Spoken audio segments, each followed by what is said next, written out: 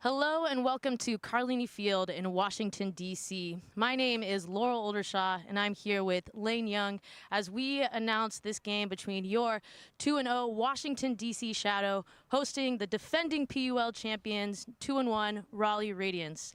Lane, what are you most excited for about this game? Laurel, what I'm really excited for is where these two teams are in their season. You have DC Shadow coming into their third game, and you have Raleigh Radiance coming into their fourth.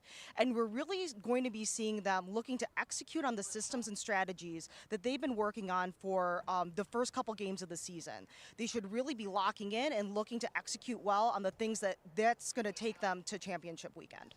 Definitely. And you can see around us, it's a little wet and a little rainy and a little windy. It shouldn't be too much of a factor, but at the same time, it is going to give both teams a chance to drop the disc as it passes around and to see what teams do on both offense and defense to convert those. Fantastic. We will go to the first poll. Washington, D.C. sits on the ancestral land. This live broadcast is brought to you by the Premier Ultimate League. The PUL is a 501c6 nonprofit. The league has been community funded since day one, and we are so grateful for the support. We ask that you consider donating to help us continue to transform and fulfill our mission. Head to premierultimateleague.com to donate today. The Discraft Ultrastar is the official disc of the Premier Ultimate League. Discraft, the world leader in disc sports. This live broadcast of the Premier Ultimate League is brought to you by Breakmark Ultimate Apparel. Go to breakmark.com to place your next custom team order or check out the PUL Athlete Collab shops. And we are here as we see both the Shadow and Radiance lining up. Super excited for this game, Lane. We see both teams have a huge knowledge of one another, a long history. Last year in the USA Ultimate Club Series, Raleigh was the only team, or one of two teams, to beat Washington, D.C. Scandal. So you can know that Raleigh knows how to beat them, even though Shadow had an amazing first game against them and came out firing, winning that one by a significant margin. Yeah, and it looks like down on the field, we are going to go to the keys to the game. And so, Laurel, for Protect the Disc, what do we got for DC Shadow? Of course, so, Shadow's offense, they're just going to want to hold on to this disc. At the end of the day, it's a timed game. If they can just keep the disc and score, they're going to be perfect. Second one, we got tight handler defense. So they're going to be wanting to take away Raleigh's forward movement from that dominator space. Raleigh, historically, if they can get their handlers moving, they're going to be able to operate in a much faster offensive flow. And finally, Devils in the details. Yeah, so that's going to come down to how they prepare for championship weekend. Up next, they are playing Portland Rising. But after that, their last two games are not going to be as difficult. So this is one of their last big chances to get high-level reps against the team they're likely going to see at championship weekend, right? Radiance did win last year, took Shadow out in the semis. Nonetheless, on Radiance side, they'll need to score early and often. Yeah, absolutely. We know that DC Shadow can get up early, and if they are a train that gets away from the station, they are just going to carry it out. Which goes into our second point, that they'll need to slow down the Shadow Cutters. Absolutely. In flow, the Shadow Cutters, when they are moving disc to disc, through their cutters, they are able to get out in front and really have that momentum down in the downfield space. Shadow has looked so fast this year, and finally, they'll just need to embrace the grind. Absolutely. These could be some long points with the conditions that we're seeing today. And so it looks like the rain might even be picking up from when we were just starting a little bit earlier. And so with the wind, a little bit of wind, a little bit of rain, who knows what today will bring. Exactly. And Coach John Agan from the Shadow, you'll see here current conditions right now, 53.3 degrees Fahrenheit, 93% humidity, so should hold the disc up a little bit.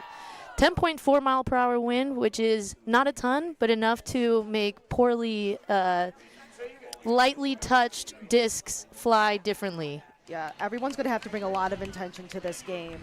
Both sides of the disc, I think this game is a critical moment for both of them in their season, and so we're really going to be looking for them to be, again, honing in on those details and thinking really critically about how they're positioning themselves throughout each quarter of this game. For sure.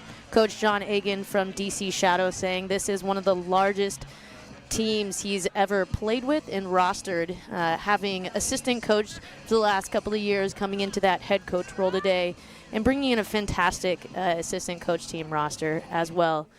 So heading now to the field, we have, it looks like Raleigh will be on defense, pulling to the DC Shadow. Yep, it looks like we see the disc getting cleaned off, a classic move. We will be seeing, it looks like maybe a tight rotation of players in the conditions that we have here. We see a number of different players looking to get touches on the disc. I know DC Shadow is going to be looking to use the depth of their roster, and I'm wondering how Raleigh was going to respond in terms of matchups, given that these teams have some pretty close knowledge of each other. Exactly.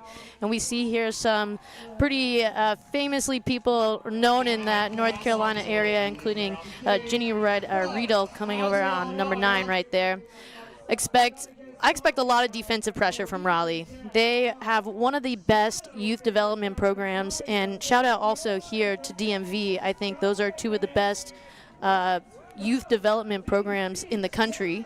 And so to see them go head-to-head and really the talent that is developed in the home area and what that looks like today. Yeah, speaking of homegrown talent, we have Caroline Turnquist, who is making her debut for DC Shadow today. And here we go with the first pull. We are off to the races here in Carlini Field. That's right. Lisa Dang with the reception finds Marge Walker on the center. Goes to Claire Trope, who immediately goes a deep hook to Carolyn Normile. Oh, slight misread there, but we are already seeing some big plays and looking for DC Shadow to really sort of capitalize on that quick downfield motion that we were talking about earlier. And we also see an example of the weather potentially impacting the disc, right? On a sunny day, you might not see that disc turn left, or that reset would have been caught and easily converted. So now DC Shadow back into their end zone look.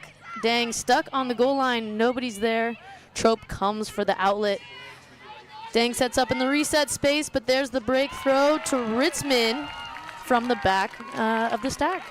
All right, and so DC already with their first hold at the start of the game. First hold, and that's good offensive movement, pardon me, in that end zone space. You see a little bit of abandonment of Dang there for a few seconds, but they're able to really hold their shape, and it creates that lane perfectly. Even when you see Claire France, number 12 on Shadow, move onto that break space, there's still space for Ritzman to get it in the back. Yeah, absolutely. And, you know, some of the key tweaks that need to be done in the end zone, those are always things that teams are looking to improve on. And so I'm sure there's going to be a little bit of a side chatter on the sidelines with the coaches in terms of how they want to be executing that as the game goes forward. Definitely. And that's not the start you want to see for Raleigh. This is really going to be a game where, you know, Shadow has the biggest point difference in the league right now, and they're going to be looking to build that number up. Radiance doesn't want to give too many easy goals away like that because it just comes down to a time thing and how long it takes to catch back up in points. Absolutely, and I think being able to capitalize on those break opportunities. I know when Nashville was here a few weeks ago, Nashville had opportunities to get breaks, and they just weren't able to get them all the way down to the end zone like they had wanted to. And so Nashville or Radiance is really going to have to make the difference there to be able to get on the board and really contest Shadow in the leaderboard space. For sure, and we see here now an offensive point for Radiance. That's Tyler Smith and Jenny Way working in the backfield. Seems to be somewhat of a vert stack. Finds Sue out on the open side. It's a nice upline cut from Tyler Smith. Good defense from Jess Sourbeer to apply pressure. The disc is ruled in. It's a lot of not a lot of movement downfield at the moment for Radiance. They seem to be a little bit deep in their stack. Yeah, that makes it really difficult to make those connections sometimes. And so it looks like they're not really moving it forward, but they're getting a good gainer there. It's a nice inside break throw. Finds Caitlin Gross out in the middle of the field. Looks like we might have had a pick. You can really see the rain coming down right now. Nice to be in this booth at the moment. Yes, absolutely. Up, right over the top and into that break space again. That's a great look. And you see both teams scoring in that corner, but it looks like there's a call on the field. Looks like the disc is coming back. Claire Bigedaegers, and let's see. Can't quite tell what the call is. Maybe a travel. That would be my best estimation in terms of what might be holding up play and what might be bringing the disc back to Tyler Smith, it looks like. Yeah, Sour Beer on the mark. Now we can see a little bit of Radiance's offensive movement in the end zone space. Smith working around to get the disc from J-Way. Nice defense from Peters to take away the up line, and that disc around, not able to reach Caitlin Gross. There's a first break opportunity for DC Shadow here today. And I know it's early, but Radiance has to be thinking that this is a dangerous spot to be in sort of right off the bat. We have Annalise Peters uncorking a big one downfield, but looks like it's not going to necessarily connect. Yeah, looking for Pittsburgh Parcha teammate from USA Ultimate Club season and teammate for the past few years here on Shadow as well, Erin McCann. I like that look. That's fun. But you can already tell that maybe Shadow has a team goal of hucking deep. Now that's 2 turnovers on 2 hucks so far. Being able to stretch that field deep. And we've got a turnover intercepted by Ashley Genelette to Jesso. Finds Sour Beer over there. Jesso not marked. Tries to go get the disc, but nice reset out there. Looks like Aaron Mueller has the disc right now on the sideline. Back to O. Or no, that is Sour Beer. The other Jess. The other Jess, of course. There's no other Jess. They're both very, very great individuals. Yeah, the Jesses. The Jesses. That we're lucky to have on DC Shadow. So finds McCann in the middle, working with Sour Beer. Finds Jess O around. Big cut there from Erickson, looked off. Ellen Mueller seems to be unmarked. Gross catching up a little bit. It looks like there's some stagnation on their own in DC Shadow's offense here. They're looking to move the disc a little bit faster, but they are using that reset space pretty well in order to keep the possession live. I like this side-to-side movement, and it sets up a beautiful throw from Gentilette to Mueller in the back of the end zone. That's a great break. Yeah. That's really good movement right there. Yeah, and that is some of the that early command that we might see starting from DC Shadow. Looking back at the replay, we see that around that just goes a little bit overthrown close to the end zone. Yeah, definitely tough to have a turnover right outside the end zone. Yeah. Especially it being 2 turnovers near the end zone for Radiance. That has hurt them both times so far today. And that great look, that great nice placement, good touch. Again, looking at the conditions, there's going to be a little bit of extra effort that needs to be put on these throws to make sure that they are able to get through the conditions that we're seeing down on the field. And this is really where you got to see Raleigh dig in. You can, if you were to look back really on the Radiance versus Shadow, and then similarly to kind of have another similar side-by-side analysis with the Scandal versus Phoenix games, you're going to see a lot of kind of those similar trends of one team is on, another team is off. Can they grind back? Sometimes there's a grind, sometimes there's not. And it tends to be relatively temperamental for the 2 teams. Yeah, I mean, a lot of times you think of what the sort of old adage of games and points to 3. And so, like, if DC goes on wins the first game to 3, what is Raleigh going to be doing in terms of meeting that challenge and coming back for that next round? And that is an early launch. We're seeing a deep throw. beautiful throw from Tyler Smith to Bijader Curtis, right on the end zone. Needs to find a friend. Doesn't seem like there was a mark immediately set up, and a beautiful inside throw, inside break there to Sue. I love that look. You see essentially the same line come out for Radiance, and they're able to capitalize quickly. Yeah, and they're going to be needing, again, like we said earlier, to be moving that disc and be able to get up on that board early so that way DC doesn't run away with the game on them.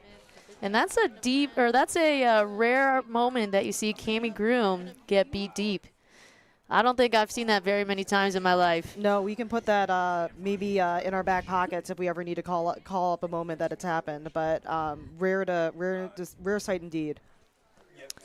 She'll be looking to make her mark throughout the game for sure. Groom and Trope both on the Worlds team with Alex Barnett and Dawn Colton. Dawn Colton actually not here this weekend because she is at college regionals with University of North Carolina Pleiades. Yeah, and hopefully they have better weather down. I'm assuming they're probably in Martinsville, Virginia for that one. Yep, the classic one for the Mid-Atlantic College. I think many of us on this stream have probably been there in person at the Smith River Complex. It's an old favorite. That's how you know you're a real Ultimate player, is you know your vacation days by which complex you go to. Absolutely. Which turf are you touching at any given point in time? But we've got Radiance coming back with the PUL. Bit of a roller. You see Grace Connerly there, another North Carolina Pleiades alum. Ooh, big layout D on Perivier from number 15, Justine Neville. And there's Bridget Meisner with the disc to Connerly. Meisner also played for Pleiades. Nice back and forth give-go. Looking at this DC offensive line playing defense and having to grind it out. Oh, a nice inside look. But a little bit of a miscalculation there on that forward pass to number 12. From Julia Zwierzinski. And we see Marge Walker picking up the disc. Finds Lisa Deng across the front of the stack there. Back to Lisa Deng. I believe that's Carolyn Tornquist there in the blue jersey. And there's to Claire Trope with Ritzman racing deep. Huge layout grab to secure it. Yeah, Ritzman had quite the separation on that deep cut. So I think she was just ripe for the picking in terms of looks to find. Ritzman has been one of my favorite players to watch this year on Shadow because she historically has played that front of stack role. And we see here that layout D again from, the Radiance. But Ritzman has had such great distance catches from Shadow this year, and you see her getting into that deep space. And what a leader in the community. Ritzman, a YCC coach, often seen out volunteering with the youth clinics for girls and non-binary players. And so that is one thing I think we can say on both these teams is we see a lot of leadership, not only on the field here for the teams that they're working with, but also in the communities that they are a part of. I think both in DC, Shadow bringing in members from the Pittsburgh area as well. But it is always just really a thrill to see the leadership that these players bring in the communities that they serve. Definitely. The relationship between pro player and young athlete is so important, and you see both sides really put a lot of effort into that. Big pull here from DC Shadow.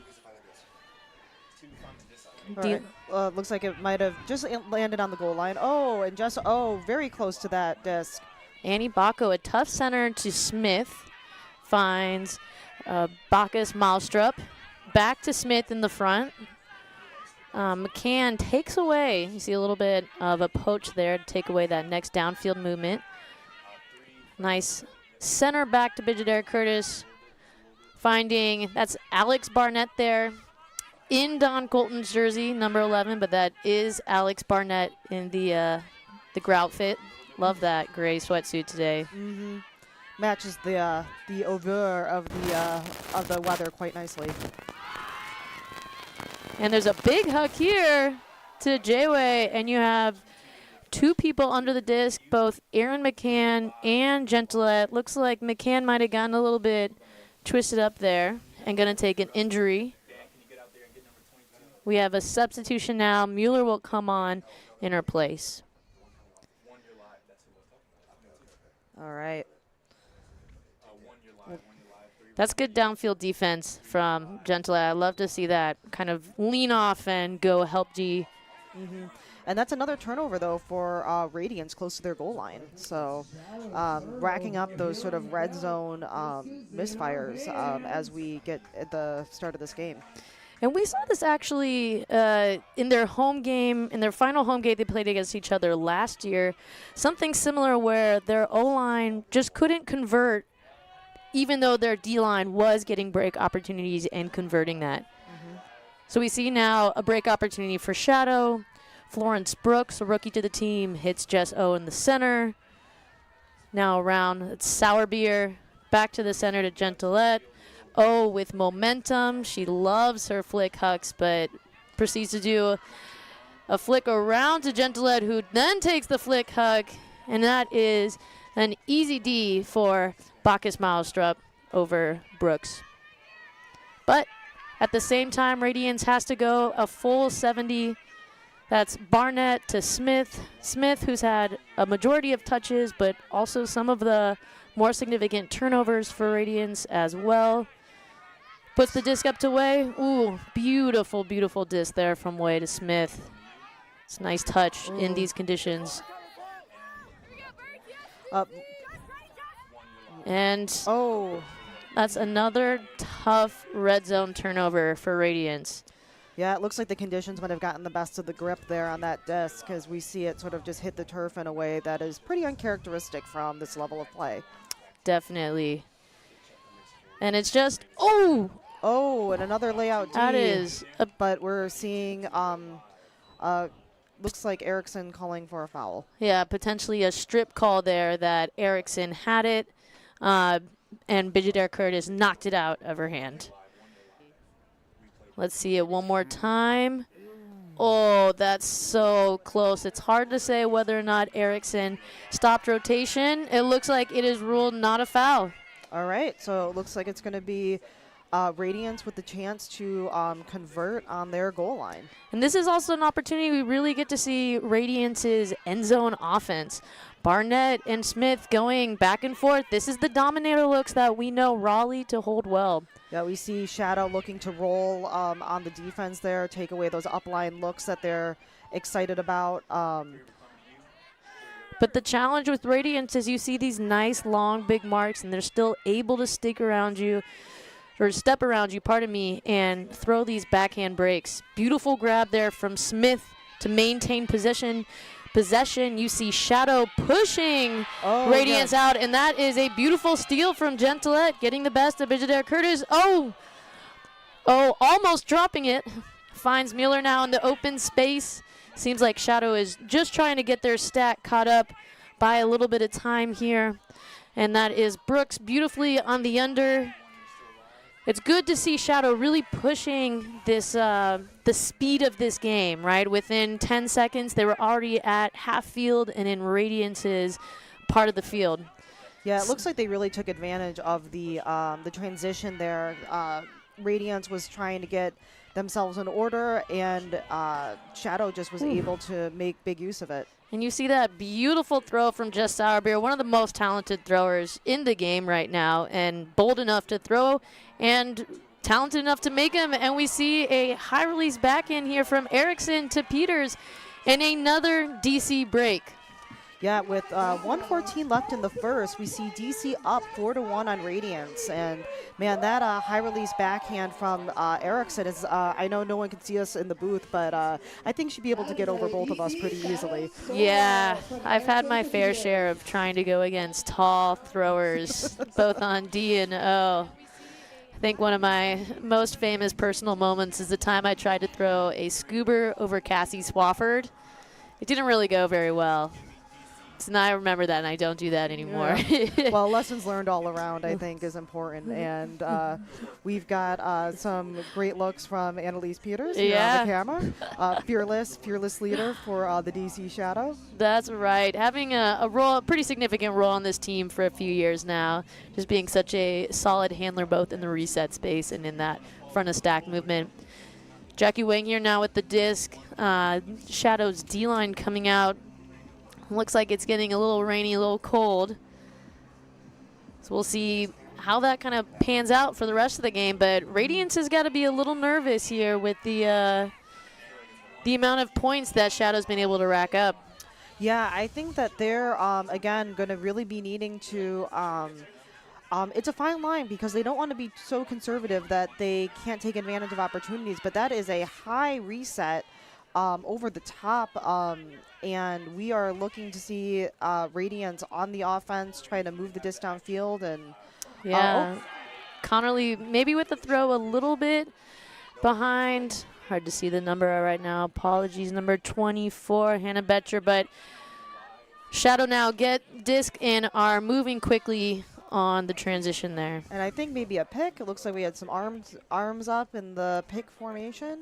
One thing I would love to see in the coming years is more players, and I think we're seeing a little bit, get to learn the hand signals so those of us in the booth can understand what's happening downfield.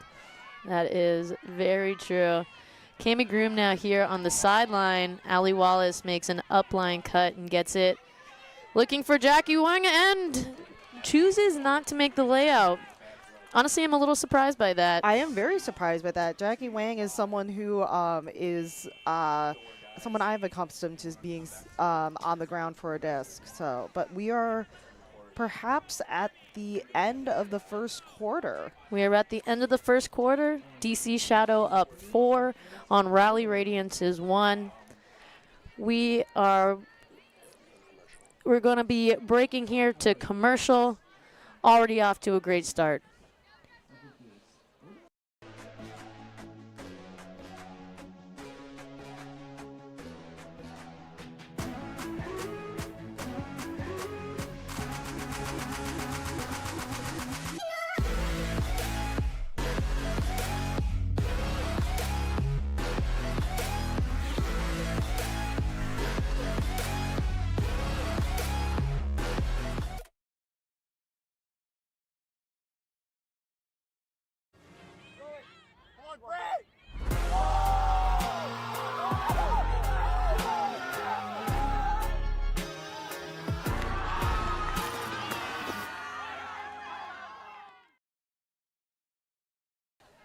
And we are back for this game for Shadow Radiance. And it looks like there was a call because they are not setting up for a PUL. I think there might have been a timeout at the very end of that possession. And so we are going to see, I believe, DC picking up the disc. It looks like with 5 seconds left on the home clock. Oh, no, it is Radiance that is going to be picking up the disc. And so with the gameplay in the PUL, the team with the possession at the end gets to hold out until they score or drop the disc. So there's a chance here. Radiance just needs to go 70 yards and play just clean offense. See, there's that layout we know from Wang, and I can't believe Smith threw it up, but Sue comes down with it, finds Bridget Curtis on the reset, over to Gross. Wow, see, this is why I love Tyler Smith. She is one of the boldest players, but huge hand block there from Allie Wallace. Oh, Barnett, Pets calling that Barnett had the disc in her hand before, or didn't release before Wallace knocked it down. Looks like they're talking through the play right there, but we're going to see the replay. And, yeah, it looks like Wallace might have got her hand on that disc before the release was made.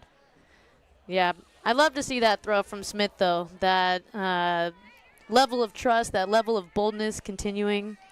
And looks like it is ruled a strip, technically. Barnett now back with the disc in the center. We see that vert stack. Caitlin Gross clearing out. Smith comes back into the reset. Smith and Barnett off to the races. There's that handler motion that you were talking about at the Yep. start of the game. Up. And that same flick that Smith loves just pops up a little bit. So we do see the wind having a little bit of an impact. I would say knocking down at least 3 of Radiance's offensive moments. And so now we will go to the end of the first quarter. Shadow up 4-1. And particularly what you see, a big moment right there that they captured. On that D, a lot of Shadow players, particularly Cami Groom, coming up with the disc, coming up with that heads-up offense. You see here versus Raleigh in week 1, she had 4 goals, 1 assist, 2 blocks, and 1 Callahan. So those reset issues still being a problem for Radiance today. Yeah, and Cami Groom is such an impact player. I mean, if you think of a name in Ultimate, Cami Groom has to be one of the first that come up in your top 5. I mean, just a total impact player on both sides of the disc. And beautiful friendship here with Lisa Dang, both very analytical players. You can see they're obviously right here breaking down what just happened and what they're going to do to be better next week, or in a few minutes, I should say. Yeah, we got 3 quarters left Yeah. for them to continue to improve. Already so. wrapping up here. And head-to-head, just the history between these two teams in the Premier Ultimate League.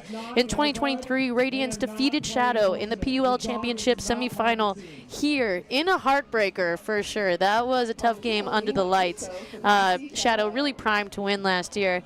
In week 1 this year, you see Radiance lose to Shadow 16-5. Just a dominant performance from Shadow. They just looked locked in and loaded more than they've ever been before. Right now, they are 1-2 versus Shadow in the last 3 games, having lost remember that home ender season finale last year here at home against the Radiance. Shadow won that one. Yeah, and I'm sure Radiance would love to make this a 2-2 situation. So. For sure. And more than that, Radiance is trying to stay at the top of the leaderboard to make sure they are getting into the championship series themselves, because you have to play into the championship weekend before you can actually win the championship. So it's kind of that season style of play. This is your first reminder that we have concessions. We will be right back in 30 seconds. Tasty snacks and a cold beer, soda, or water.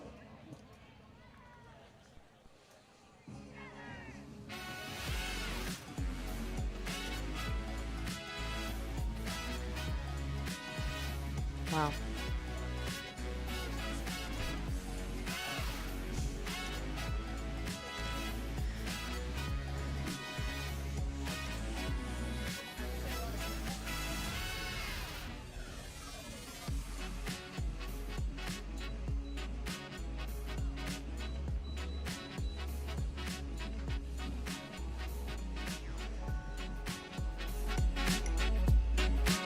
Yeah, I feel like Alex.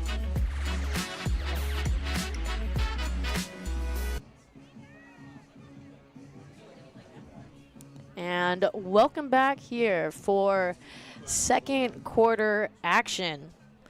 Shadow looking to build their lead going into halftime. Radiance looking to cut it down so that they can set themselves up for a second half comeback. Yep, and we're going to see, it looks like DC will be pulling to start here in the second quarter. It's a nice defensive line there. You see Amanda Murphy with the clipboard. She unfortunately is out today with a knee injury. But the rest of the team from there, you have Erin McCann, Ellen Mueller, Florence Brooks, Ashley Gentilette, Annalise Peters. And with the disc is Jamie Erickson, and Lizzie Laurie is there on that front side of your or was on the front side of your screen. Here we are now with Radiance's very talented O-line. You have Gross, Bridget Curtis, Way, Smith, Betcher, as well as Sue and Barnett. So this is a great opening point right here. This is the top tiers of the teams that you want to see start off. Smith hits Way there on the break side. Oh, we got a stoppage already. Looks like a pick. Erickson with the pulled the Bridget Curtis matchup at this point, so wanted to catch up. Way hits the reset back to Smith. No dump look, so Way goes to fill in that space. And Radiance again taking advantage of the face guard. A little give-go movement. Oh, and a miscalculation, and Lori gets the disc. Couple unfortunate flicks there that Smith has thrown, but goes to cover the big huck there, and just slightly out of bounds for McCann. Smith picks up on the sideline. Good no-around defense from McCann, but Smith still gets it off to Barnett. Radiance has a long way to go on this point. And their stack looks a little all over the place right now, trying to kind of figure out their shape. That's Betcher to Way, finds Bijader Curtis underneath Erickson. Yeah, they're really trapped on that sideline there, huh? Yeah, but hey, it's working. That open side movement on the sideline is working. There's a big dump there to Barnett. I've really appreciated how Radiance's handlers have used their depth very well to create space. I don't think they've capitalized fully on the next throw that you see a little bit here, but at the same time, they've created that space. Another bold flick for Smith. That one just a little bit too tight of a window that she's throwing into. Yeah, and we've got the disc coming back in just a little bit farther up on the sideline for DC Shadow. It looks like Annalise Peters is walking to pick up the disc. And here's one of those moments where Shadow can go to 70, but honestly, going to 70 burns the legs of Radiance, so there is kind of that strategy of wanting to throw it deep. Ooh.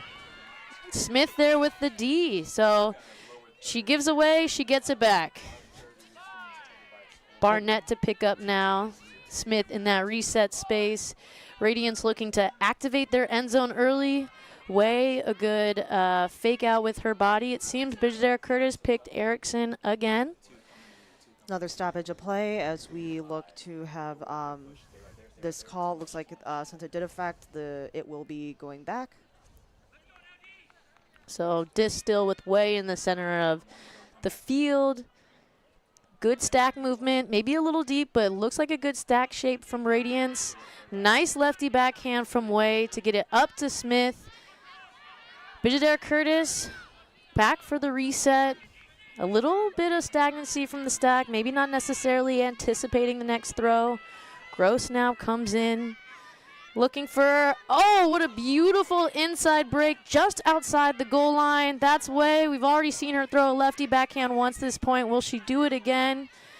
No, but Caitlin Gross will to Tyler Smith, and that is a Raleigh conversion on their O-line. They definitely earned that one. Yeah, that was a lot of hard work from Raleigh Radiance, and that is what they probably were talking about in the brief intermission between the first and second quarter to come out strong, and they have the talent. There's no reason that this shouldn't be a close game, and we see the replay from Gentilette going deep. That didn't quite pan out the way that they had hoped. But again, we mentioned earlier in the game that some of these points might be a grind, and we are certainly seeing both teams come out with a lot of strength and a lot of grit. Grit being another team in Washington, D.C. on the club side. Yes. Yeah, I would, for all of our stats fans, go ahead and reach out to us. I'd love to know how much distance that Shadow and Radiance have traveled today. I think that what you've seen is a big push on both teams, but it's going to be a long game, and the question will be, will players like Tyler Smith that you see there on your screen stay strong throughout the whole, 48 minutes of play? Absolutely, yeah. Whose legs are getting tired at the end of this game is certainly going to be an issue, because I think while both teams have certainly a lot of talent, DC's depth is pretty spectacular and pretty hard to beat. And we are missing a couple key players. As we know, Erica Birdsong also is not here today. One of Radiance's big players in that end zone space. Oh, and a little miscue from Carolyn now, from Carolyn Normile to Claire Trope. Just a little above Trope. Radiance with a chance to break. Meisner and Connerly. Connerly goes up and around. Walker almost with the D. Pulled in there. Back to Connerly. A little bit of a miscue at the front of the stack. Who's the reset option? Scuba up and over. That's a heck of a throw for this weather right now. Yeah, it's pretty cheeky to see something like that in these conditions. Oh, and unfortunately, just that around to Carver, Paige Carver. Seems like a little bit of a miscue, and you had 2 players bounce off and track that down. So a lot of help defense today from Shadow.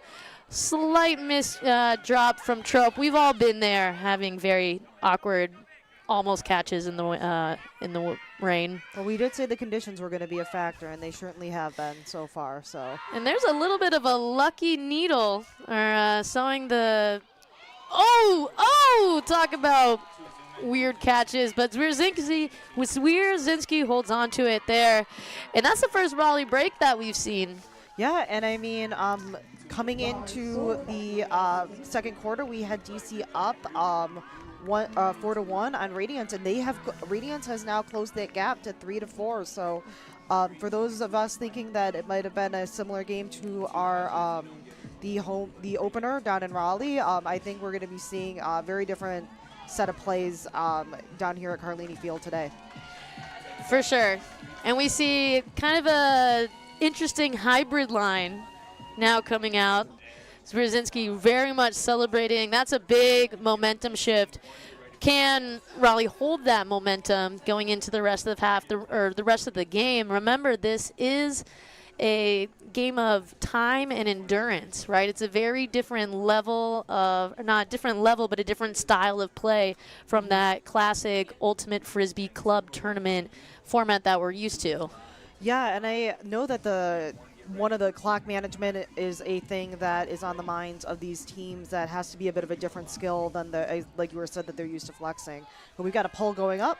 And we have a flex line for Shadow's offense as well, pulling up some of their big hitters. This is Marge Walker to Carolyn Normile. Normile on the club roster finds Kat Ritzman in the middle of the field. Good defense from Riedel to take away Normile in the handler space. Walker now in the middle, back to Ritzman. Good cut from Marie Privier. Oh! And seems like she tripped a little bit in trying to re-catch it. Lyman now, Audrey Lyman here for Radiance, picks up the disc. Ooh, but a quick body there from Normile. That was fantastic defense. This matchup between Normile and Riedel is very close. Gets it back to Kat Ritzman, back to Claire Trope around the side. Ritzman in the middle to Walker. We see Walker with that strong backhand finds Claire France. And that is maybe not as clean as they would have wanted, but a decisive showing from DC Shadow to get back on the board in the second quarter. And this goes back to some of our keys from the game. There's going to be not that many opportunities this season that Shadow gets to play with these, top power lines in power situations or in key situations to the game. So that is a huge opportunity for them to kind of build that experience together of what it's like to play in a tight point at the same time, drop the disc a couple times in a tight point, and to come back and still score and hold the disc or hold the point. Yeah, I think DC's motion in transition is just looking a little bit cleaner than Radiance right now. Radiance is looking like they might be struggling a little bit in those transition moments to really be capitalizing on the turns that have been happening. So we'll get to see DC pull and see who's going to end up on the top of this next stretch of points. And we want to see now on the other side, Radiance have that same strong O-point experience, right? They're right now looking to hold. There's still 6 minutes left in this quarter in the half, which really is a lot of time. It's just like any other sports that you're playing to time. Anything can happen in those 6 minutes. Big pull now. It's going to come right about 3/4 of the way down the field. Barnett centers to Smith. Emma Jones, a rookie this year, on the mark. Smith down the field on the open side to Sue. What a great matchup between Sue and Wallace. Seems a little deep from the Radiance stack. Sue finds Barnett on the reset in the middle of the field still. So a lot of disc movement just back and forth. Radiance holding that middle, but their stack a little far away. Sue takes up some of that center field. Right back to the middle, though. Radiance not moving downfield very much in the last few months, and that is what Shadow are trying to force. Make them throw a lot of throws so that they miss one. Wang pits up and immediately goes to Groom. Groom back to the center to Sammy Smalling, another rookie here on Shadow. Smalling back to Wang, back to Groom on the open side. Shadow's end zone offense trying to get locked in. They look like they're a little slow to react. Groom with not a lot of options and forces it out. That's great end zone defense from Raleigh. It is. I almost might have heard a timeout called. It looks like players are taking the field, so it looks like before that throw got off, it looks like there was a timeout called by DC Shadow. Yeah, and a fun thing about timeouts in the PUL is that you can substitute at will if you would like to, any type of people. Yeah, and so we'll see if they were using that for time, just seeing the stall count go up, or if they're going to make some personnel changes down on the field. But it'll be interesting to see what decisions that are getting made for them to come out. And you see assistant coach Kath Radcliffe here, a longtime player for DC Scandal now, and also on Shadow last year, putting on her coaching hat, which looks like a really warm hat today. Yeah, and I think she's going to need it because it looks like looks like the rain is still coming down and the conditions are not necessarily what you would paint up if you were to paint your ideal day. So we do see some substitutions here. Shadow subbing on some of their O-line players to see a little bit of a hybrid power line again. It seems like Shadow's really going to want to buckle down and double down on their lead here, go up to 6-3. Walker with the disc against Lyman. Looks like a backhand force, really trying to get them to throw a flick to pop up. Let's see, good movement now from this handler dominator. Normile yards ahead of Meisner. I know that Meisner's going to look at that footwork later. Oh, big bid there from Walker. And just a little bit too short, or too far, I should say. And immediately the huck downfield, and it seems like it might have been one of those moments where it's a little wet. Walker now back to Groom.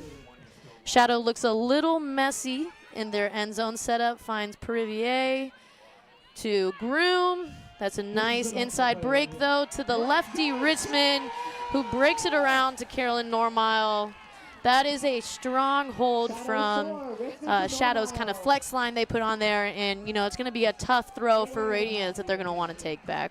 Yeah, with Radiance coming out so hot at the start of the quarter, I'm sure that they're not as pleased to see that Shadow has just stormed right back and made sure that they are out in the front by the same distance that they had at the start of the quarter. And this is the challenge in Ultimate. It's not easy to catch up a lot of points, right? In basketball, you can shoot a few threes, have a nice little Caitlin Clark moment, and you're right back in the game. This is a 1 point at a time situation. Yeah, this isn't Goldie where you can get behind that clear line and shoot for two.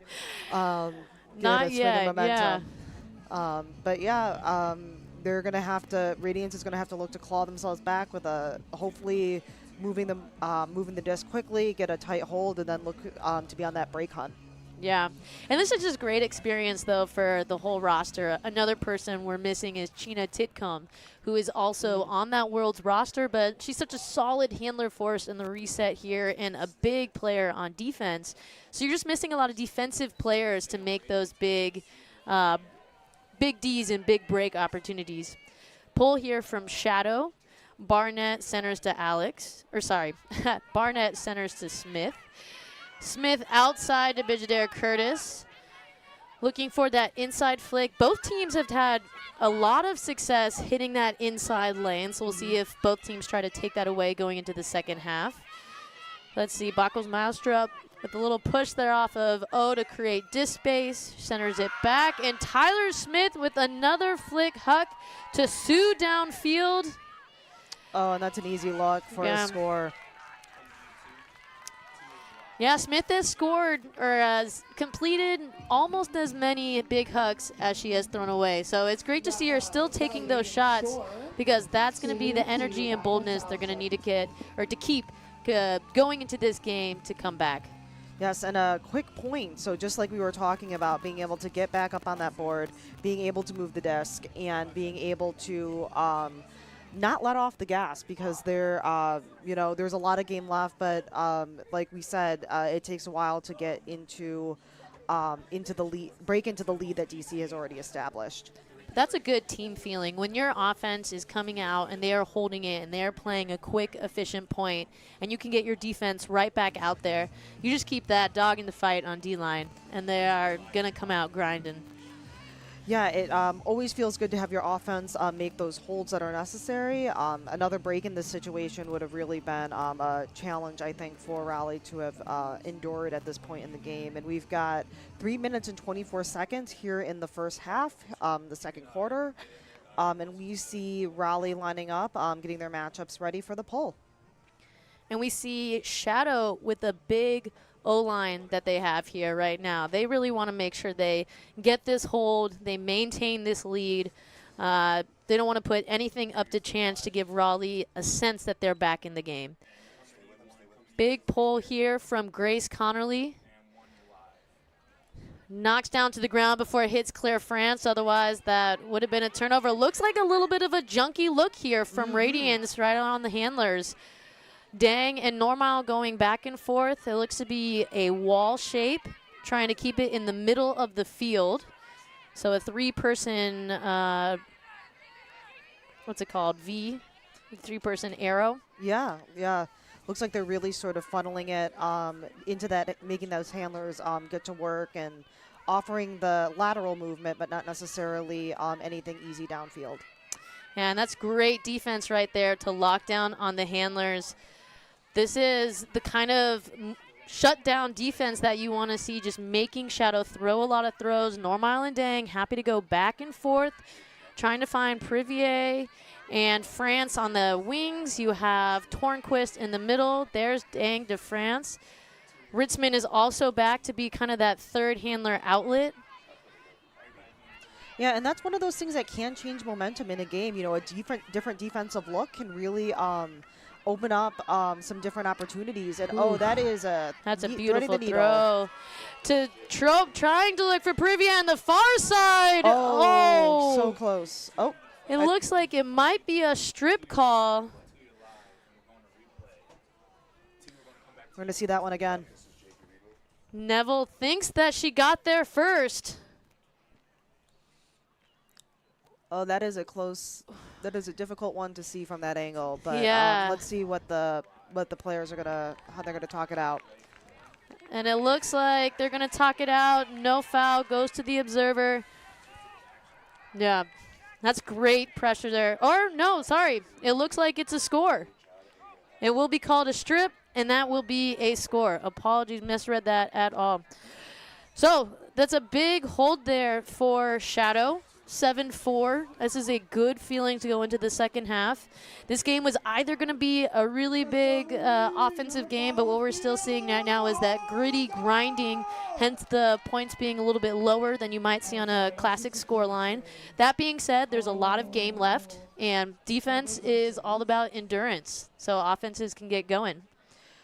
Yeah, and I wonder what's in the minds of Radiance here as we're inside the final 2 minutes of this this first half, and they've got to be looking to have a good hold here to make sure that DC doesn't get too far out in front as we head into close to halftime. And that is looking down at a wildly talented Shadow line. Trope staying on, Privier staying on. Groom here on the line. Wang, that's Ali Wallace, big handler defender on Smith, trying to take Smith out of the game. Sue gets the downfield look though. Finds Smith back into the center of the field. Back to Barnett. Back to Smith, and again, this is that really good center reset. Oh, catches it around the arm of Groom, almost able to get a hand through, and again, another flick that just sailed a little too far high to Sue. You're gonna think, maybe Radiance is gonna be playing a little bit of catch in between the halves. Yeah, work on their hands a little bit. We got some motion there from DC. Wang picks up to Groom on the far side. Beautiful backhand break. Smith almost coming in for the D, and that is a wide throw from Wang to the other side of the field. Privier pulls it down. here a little bit on the corner, stuck without options, and Groom finds that little bit of space, and it's just a little dinker mini throw to Privier, and that is a break. Ooh, yeah, that is not what Raleigh has to be. That has to be going against what they were hoping for here at the end of the first half. DC just able to hit that narrow window right there on the goal line and get that break look. And you even see Shadow staying on there and talking it out and figuring it out and trying to work. And wow, they're keeping Trope and Groom on for another point. Seems like that whole line is staying on. So there's kind of an opportunity right now for Shadow again to be practicing how do they continue to come out strong in these high-level situations where they need to execute, they need to capitalize. You know, they're not going to get many chances like this. Yeah, every point you got to be imagining is in their head is looking to how do they sharpen up for that championship weekend. I know they didn't quite get to the final game last year, and that is probably driving them a little bit as we get into and across this entire season. For sure. I mean, this whole thing, especially with the lights coming on, the sun going down, it just looks like a replay of last year. Just thankfully a different scoreline for us, Shadow. So here we see Barnett and Smith again back in the center. Groom and Wallace locking that down, weighing on Gross to kind of take away that front of stack movement. And you're just forcing Radiance to go back and forth. And all of those throws in the middle of the field have been contested. Oh, throws away the visor. Definitely helps to keep the rain out of their eyes. The end of the quarter bell goes off, so they're going to be able to hold this last possession. There's a big throw from Smith. Bacchus Malstrup comes down with it. Good pressure there from O. Back to Gross. Remember, all that Radiance has to do is hold right now to score. The next time there's a turnover, that will end the quarter and the half. The around throw is a break. Finds Barnett. And that is the end of the second quarter. Well, it looks like there might be a call. Call on the field, indeed. Trying to see what happened. Perhaps a stall there. Gentilette and Bridget Curtis talking it over. Oh, a travel, it looks like. Contested travel. All right. Bridget Curtis checks it back in, finds Gross in the back. Back to Bridget Curtis. There's Tyler Smith now activating at the front of stack. Jenny Way getting caught up by Privy. That's great defense. Back to Bridget Curtis. Back to Bacchus Malstrup. So they're just going back and forth. Looks like there's a pick called. This might go back. Oh, timeout called. This is a great movement. Right now, Shadow is playing really good shutdown D. Smith, it looks like it was a pick. Smith to that front of stack. Way with the huge bid and the grab. Captures it right at the end of the goal line. This sometimes is the hardest time to score, but Smith circles around Wang. Oh, Jackie's going to want that one back, but that is great movement there by Radiance to stay 3 points behind Shadow. You really don't want to go down 9-4 on this moment, so being 8-5 is huge opportunity, and that's great momentum for them to take a breather, come back, check in, have a couple focuses in for that second half. Absolutely. So we'll be heading out on this half, and we'll be getting to talk to some of the coaches to see what their thoughts are on this first half and what they're thinking on for the second. Yeah, Lane, we'll have your little your workout of the day hopping in there. We see now some Youth Ultimate, nice little showcase for the fans here at home. But that is Jenny Way and Tyler Smith and Lindsay Sue, 3 of their top stars for Radiance, keeping the Radiance here in the game. May the 4th be with you. And Shadow, a lot to feel good about with this half. You see a lot of their top stars making great plays. You see a lot of their rookies making plays as well. Fantastic game so far from Mueller and Perivier. Coming up in the second half will be a real test of grit from both sides and whether or not Raleigh can come right back into it. And we are heading out to commercial as we finish that first half.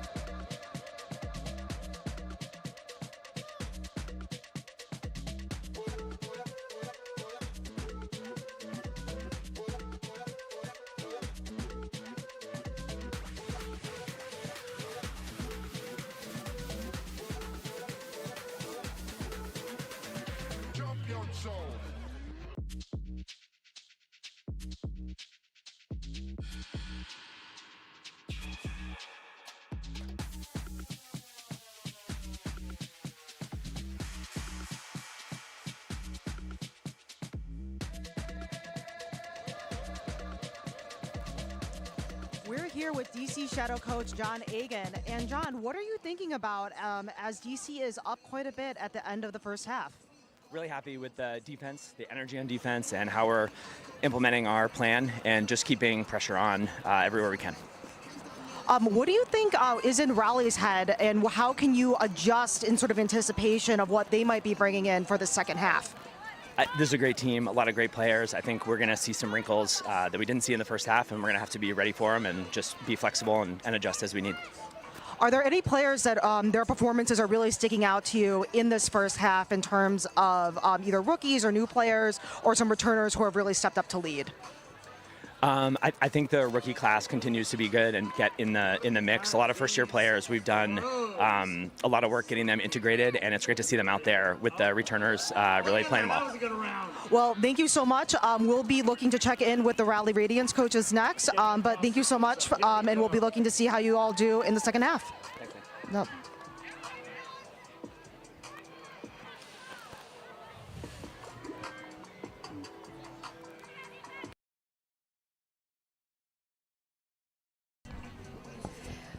So you see Coach Agan there really commenting on the rookies, which I find a little ironic considering we just had a few very stacked lines of returners there. Privier definitely getting a little bit of love, but we have seen just significantly the depth of Shadow so far against Radiance, right? A lot of players on Radiance, the same players having the same touches. Meanwhile, Shadow really spreading it out amongst who is getting the ball and giving the ball, particularly near the end zone. At the end of the day, we're still seeing Radiance with just a few more turnovers than Shadow, which Ultimate is a game of turnovers. If you give it away, you lose opportunities to score points, especially here where those points add up. So we'll see in the second half now whether or not Radiance can convert on defense and at the same time a few less turnovers on offense.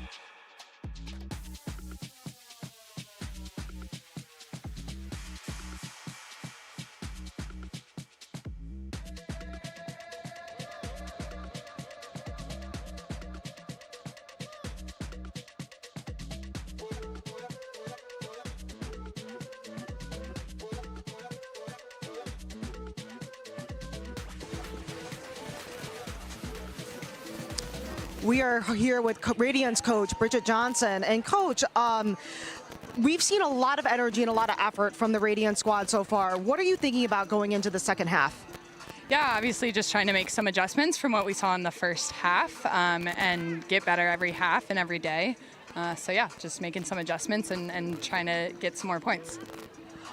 In terms of how you're thinking about sort of, again, we talked earlier before the game about the arc of the season and really having the systems and all of the different manners that Radiance has brought into this game into sort of fine tune. How do you feel like you're doing on cleaning up on those details, or are you looking to maybe get everything a little bit crisper at the in the second half?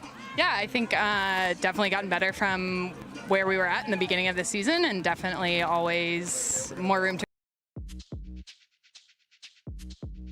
tightening some things up, both for the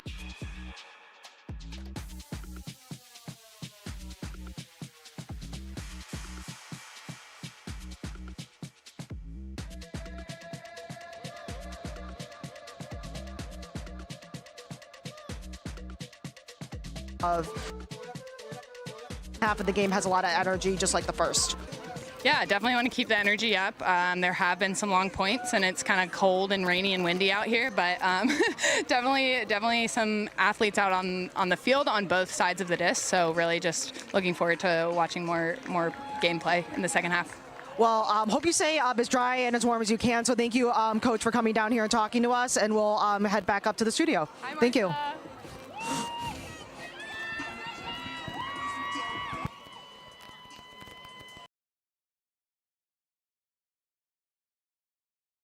Out from Coach Johnson there. I want to quickly shout out my mother and grandmother I know are watching. Hello, Mom and Grandma. But back to the game, you see Radiance just really express a feeling of wanting to be better, wanting to grow. You know, missing so many big players on the team right now is definitely challenging because you're not looking at the exact same lines you might have going into championship weekend. That being said, it is a full team sport, and it takes everybody on the team, on the roster. So a lot of opportunities here for the whole Radiance team to show up 1 through 26. Shadow similarly trying to take this game home. You know, they have definitely given up games in the past few years. This year they seem to be extremely dominant, and they're going to want to keep that run. One thing you can notice is their score is still only at 8. In other games, they have consistently gotten up to 16, 20, 20 plus. So that is a huge win from Radiance to keep them under 10 or at a low amount of scores.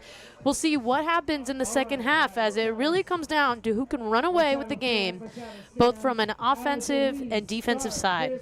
Second half, I have Erica, Mia, and Henry, my 3 unbiased. You see some Radiance players trying to talk through how things are going, trying to stay warm.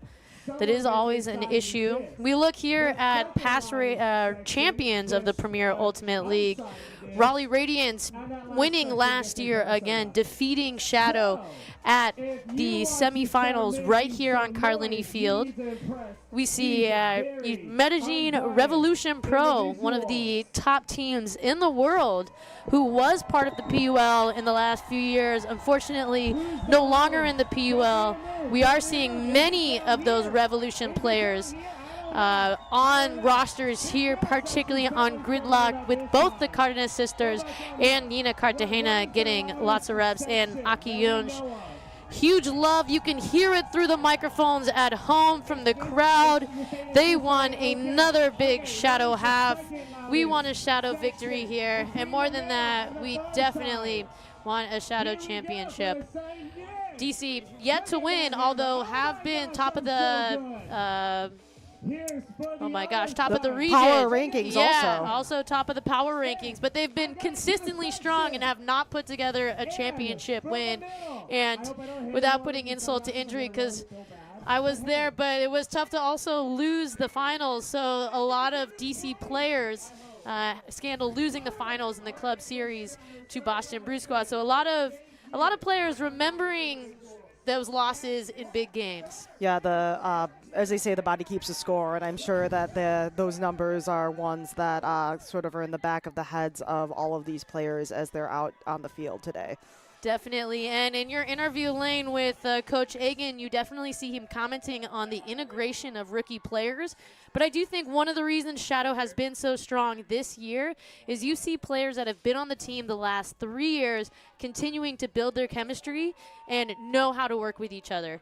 2 of those people, Marge Walker and Lisa Dang, you see reconnecting or connecting there in the backfield. Carolyn Normile as well, finding that reset.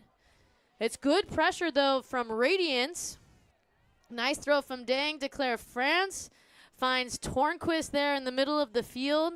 And this is really good side-to-side movement from Shadow. Lisa fakes that forward side and goes back to the other side for a trope. Finds France. This is Radiance all forcing backhand, so those are definitely break throws down that sideline. Looks potentially like a forced middle there. Big D now as Trope finds Dang, and they're just trying to have textbook offense right here. Back and forth. You see also really good stack shape, so young players and older players that run around when they shouldn't take note. Yeah, we're looking for a lot of discipline here in this end zone set.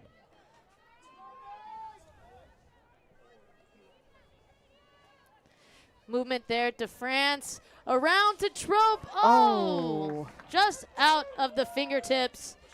And there's an opportunity here to break for Radiance. Finds Lyman in the center of the field. Big, fast throw up to Betcher. Big catch there on the sideline. Here's Raleigh with a little bit of momentum. That's a nice high release backhand, lefty backhand. Flick there on the open side in front of France, and they're just going up that open side now.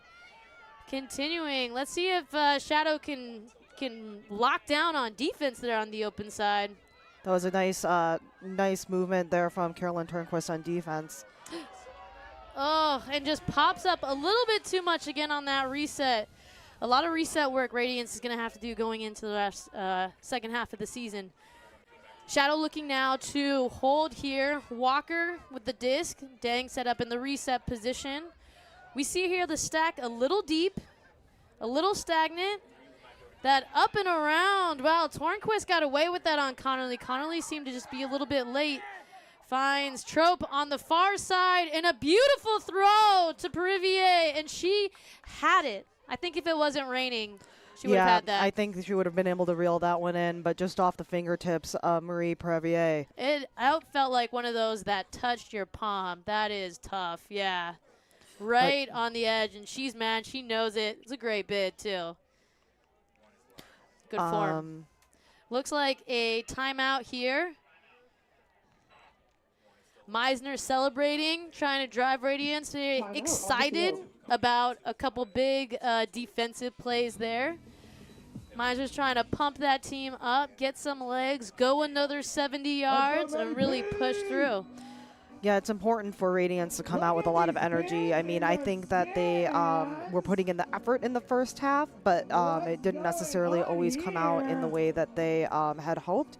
And now this is the opportunity for them. Again, they came out really strong at the start of that second quarter, but they are still trailing DC, and so they are going to have to do some work to be able to make it happen if they're going to stay in this game. That's right, and with timeouts, right, we can have some substitutions. So you see Shadow looks like there might be putting on some more defensive-minded players, giving the O-line players a chance to talk it out, work it through, figure it out. It doesn't look like there's too many substitutions on the Raleigh side. Jenny Way is coming on, so she's a big factor in kind of that middle of the stack cutting, right? Always kind of a middle cutter. Definitely a big long cutter as well, not playing that role that much this year or in this game for Radiance. Yeah, they can run a lot of the disc in that mid gainer space through her and really look to push downfield. And I do think that Radiance might be looking to clean up some of their downfield movement as we go into the second half. Really try to push the disc a little bit more, be a little bit more aggressive in the connections that they're making between their downfield players. For sure, and this is an opportunity for Shadow to flex their depth and to really have a goal line stop on Radiance. Great upline cut to from Meisner, but unfortunately no reset option after her. She comes back to get the disc, and Meisner to Connerly, still in the center of the field. Both teams playing very well from the center. Connerly back to Meisner. Good defense from Books. Good movement there from Meisner up to Lyman. Again, those inside break throws. Behind Sourbeer. Oh, and tough center throw away from Betcher. 2 away. You see it on her gray pants. That effort coming up in a little bit of water from the field. Sour Beer finds Gentilette. Gentilette looking great shutdown defense there from Radiance, but Mueller sneaks away, and Gentilette's got a sneaky flick huck. She loves throwing those hucks when she gets a chance. So a nice little bailout huck, and that is 9-5 Shadow. So they hold that point. Yeah, not an easy hold, though. Not an easy hold. Definitely had to work for it. And that's the thing about Shadow's depth. They're able to really switch out a full line of players. And you get some switch out there from Radiance, but some players that are still staying on. So whether or not Radiance can keep up throughout the game. There is Ellen Mueller. She's a captain this year for DC Raleigh, one of the club teams, with their first Nationals appearance last year. Again, part of the very dominant DMV field. A little shout out DMV love to us. We did a really good job last year. Yeah, absolutely. It was great to see a great club season all across the board. And looks like we've got Jackie Wong on the PUL. Jackie Wong, Lauren Johnson, formerly Allen, former captain of Georgetown Ultimate. Wong, big throw. Comes down, we see Raleigh's O-line out, so that Barnett-Smith connection. Graham Cunningham, talk about DMV youth there on the mark against Smith. Gross, not many options downfield with that lethal lefty backhand. We see the flick huck again. Oh, and Wallace goes up early, makes Sue go up early, and the disc just hangs there a little bit in the conditions. Yeah, that's someone who I don't want guarding me in the deep is Allie Wallace. Yeah. Cunningham now with the disc finds Smalling, another captain of Raleigh, another rookie on the Shadow team. Finds Groom. Groom being forced flick. Ooh, nice little backhand up to Wong. Wong passes it around to Smalling. There to Groom. Some nice movement. A little bit disconnected, but hey, you just got to hold on to the disc. And Wallace goes for the bold throw up, and Groom catches it on the line. Not officially in, but that is textbook. Follow the play, follow the disc, up and over. Cunningham gets it. Sticking with the grab. A huge break for Shadow to take that momentum and to widen the score. That's going to be tough for Radiance to come back from. Yeah. This is a commanding start of the second half, and we've got back-to-back rookie points from Ellen Mueller and Graham Cunningham. Yeah, and you love to see that. And again, that flick huck for Tyler Smith, really just not connecting at all. It's like when you watch, again, Clark miss her threes, and that's just such a key component of the game for them that it's tough to kind of see them fall short. But, I mean, I appreciate that Radiance is taking those looks. They have to be aggressive at the disc if they're going to be catching up on the score.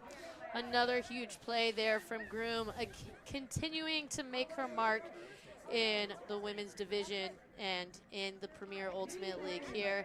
Just racking up her stats continuously. She is looking like one of the best players in the league right now.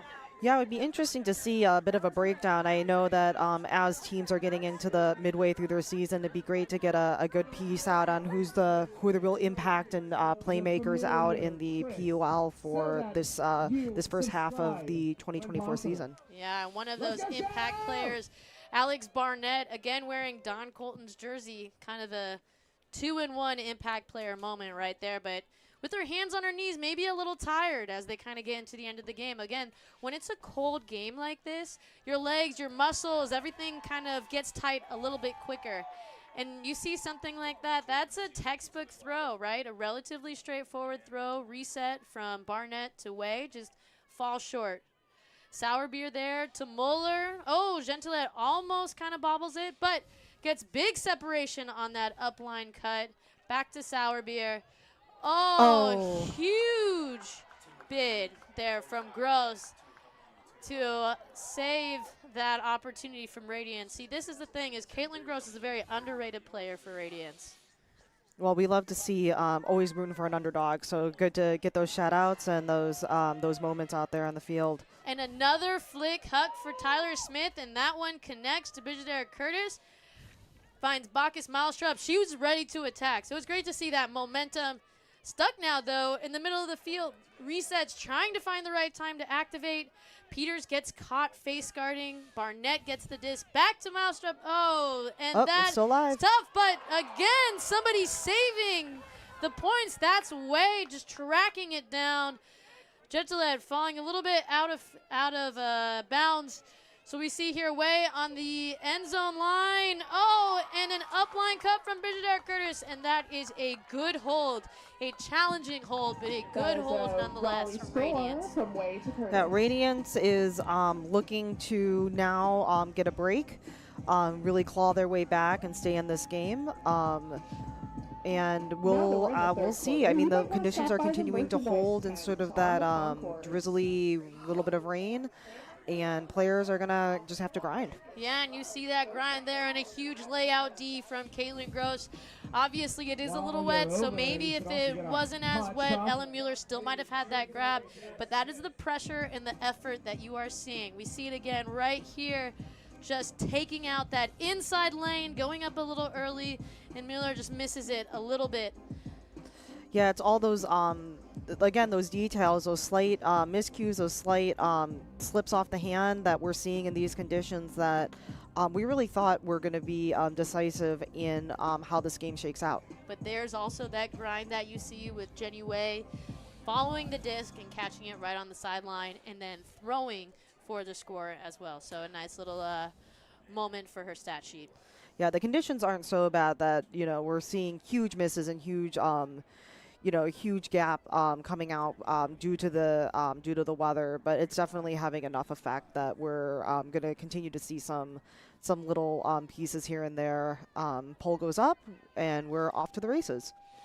Dang and Walker back with the disc. Walker, big coverage there from Meisner. Take away Walker's backhand huck option. Dang pops it up a little bit. Trope gathers it back down. Trope now a little give-go to re-center the disc. Finds France on that open side. So we are seeing a little bit of an FM here from the Radiance, trying to make them play in the middle of the field and force throws like that through the middle of the field from Dang now up to Walker. Again, they're going back and forth. Dang's going every other this point. Oh! And that's called in by our observers. So that is a quick goal from DC Shadow. Yeah, I mean, that was a tough throw.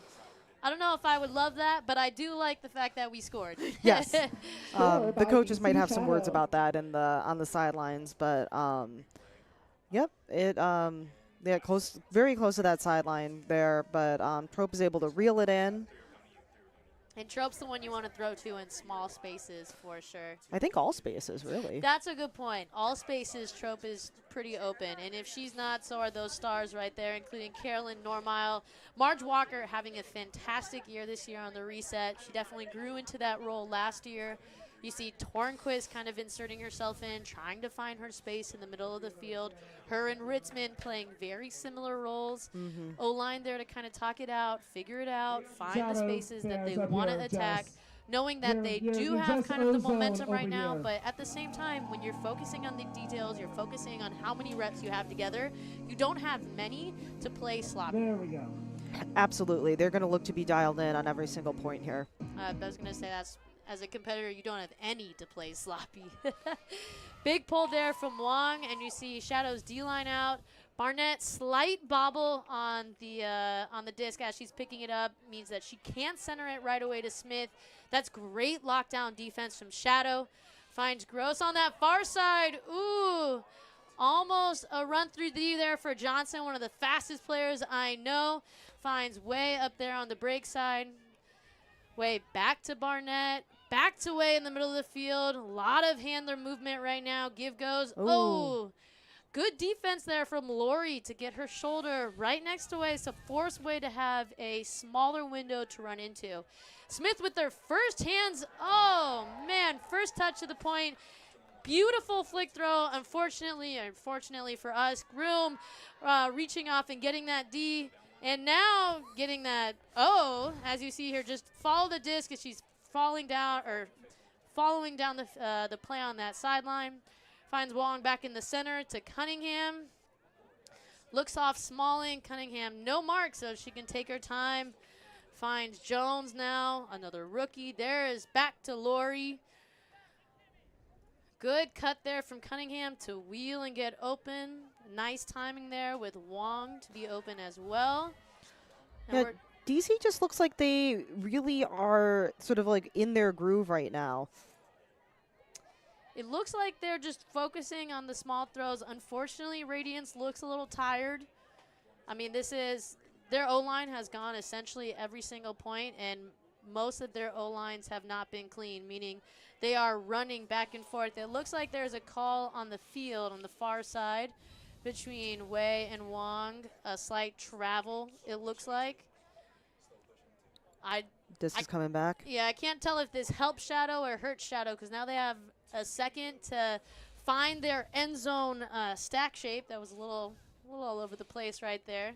But they'll get into their resets. Radiance has a chance to take a deep breath. They're going to need another big goal line stop. Cunningham cuts up line. Groom back into that reset space. Oh, and Wong just throws it into the ground, unfortunately. She knows that. She's going to want that one back. But Smith has to pick up on her goal line and go 70 yards. Finds Barnett still on the goal line. Great handler defense, great front of stack defense. Just barely gets it off to Bidget Curtis. These are very small lanes and spaces. Finds Wei, still essentially within their red zone. There hasn't been much space or distance that they've been able to find and move downfield. A little give-go moment. Wei up line on that open side to Gross, streaking across the field to Barnett. Good body against the pressure of Johnson. There's an open side connection to Smith, who looks to break backhand.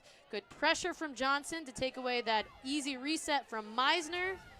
Forced to throw up line, and Cunningham gets the D there. And Shadow is back to the races. And this is the thing. Oh!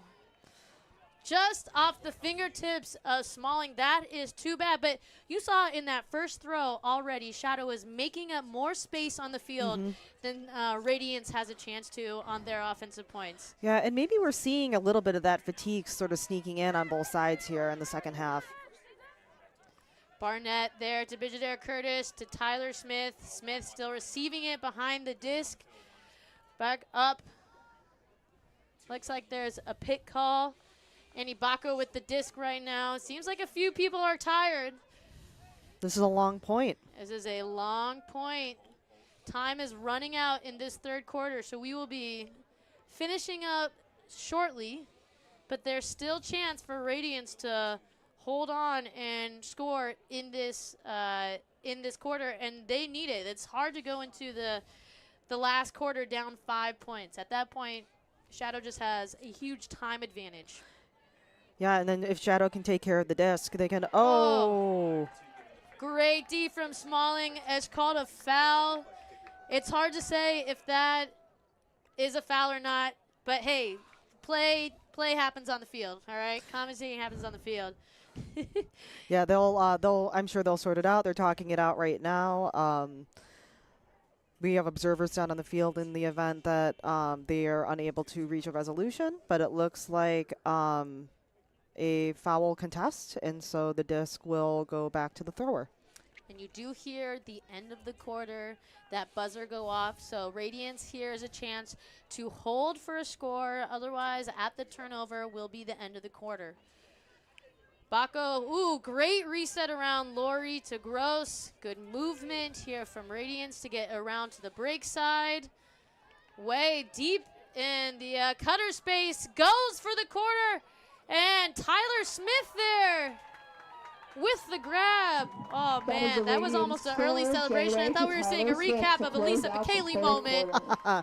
Yes, that catch happened so quickly, and the toss to the ground that I almost missed what happened. So, yeah, but we have our score at 11-7 with DC in the lead here at the end of the third quarter. And that's a huge play there from Tyler Smith. She is fired up and ready to go. If she can't throw them, she's going to go use her legs and score. And had good separation down there in the end zone, too. Good acceleration. Like to see that flexibility of her and Wei working together. It feels like that hasn't really come into play too much. Yeah, I have to imagine that Raleigh is going to continue to be making adjustments here in the fourth quarter as they're looking to, it is a tall order to come back at this kind of deficit. But hey, this is sports, and you're never out of the game until you're out of the game. I've seen crazier things happen, and so if they really hit their stride and are able to force DC to make some mistakes, who knows what could happen. Yeah, huge shout out to our fans right now. I was told they were modeling the jersey. We want to just quickly, the Discraft Ultra Star is the official disc of the Premier Ultimate League. Discraft, the world leader in disc sports. Oh, and you're paid how? By Breakmark. Venmo, Zelle, Cash This App? live broadcast of the By Premier Venmo. Ultimate So League that is if you brought don't to you have by cash on you, there Breakmark are Ultimate alternative Apparel. ways. Go to breakmark.com to Is place there your next anyone custom else? team order or Because check again, out the I'm PUL at that Athlete challenge. collab I'm at that shops. challenge. We have one more up there too. This live broadcast is brought to you by the Premier Ultimate League. The PUL is a 501c6 nonprofit. This league has been community funded since day one, and we are so grateful for the support. We ask that you consider donating to help us continue to transform and fulfill our mission. Head to premierultimateleague.com to donate today. 50 seconds of this time frame. And Radiance trying to figure it out right now. What do you think they're going to be doing for the fourth quarter, Lane? I mean, one of the things that they're going to really have to contend with is that fatigue. You know, with the lines not being quite as deep as we see with DC Shadow, and with their O-line having played a number of points, I wonder if they're going to look to maybe flex some of their lines and bring some fresh legs out to really make sure that they're able to be as crisp as they can be. And we are going here into a commercial break as Radiance versus Shadow, fourth quarter, coming up next live.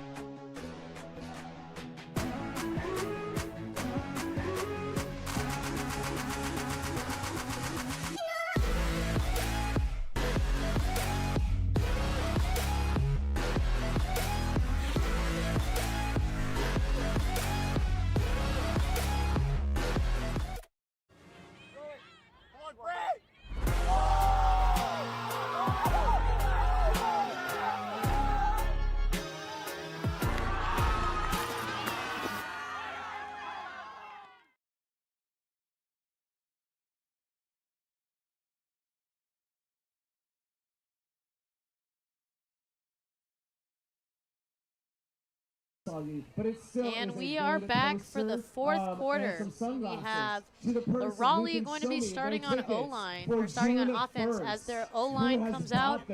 And Shadows, D-line coming out here. We see, again, some of their depth of players. You know, this is a big opportunity right here for both teams because very rarely do you get an opportunity to practice in practice tight games with tough opponents that you will have at championship weekends.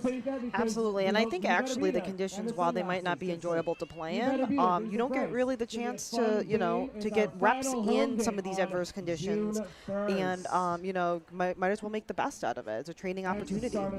Definitely, the wind, the rain, they're moments that really show how many times you can consistently throw the same throw. An issue that has been kind of catching up with Radiance a little bit too much today, right? They needed to throw the disc away a little bit less, and Shadow really is doing a great job at converting those break opportunities.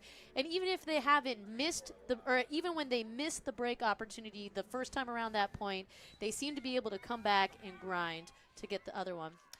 Huge pull here from Jamie Erickson. Barnett to pick up, and it is Barnett and Smith back to work.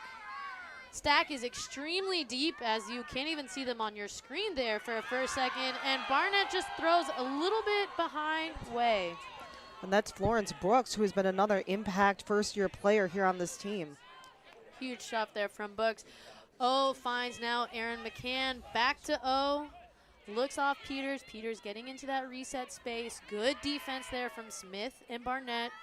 O forced to go around to Brooks. Brooks a little bit stuck on the sideline, finds Peters, good leading throw. Peters the inside, almost another big D for Gross.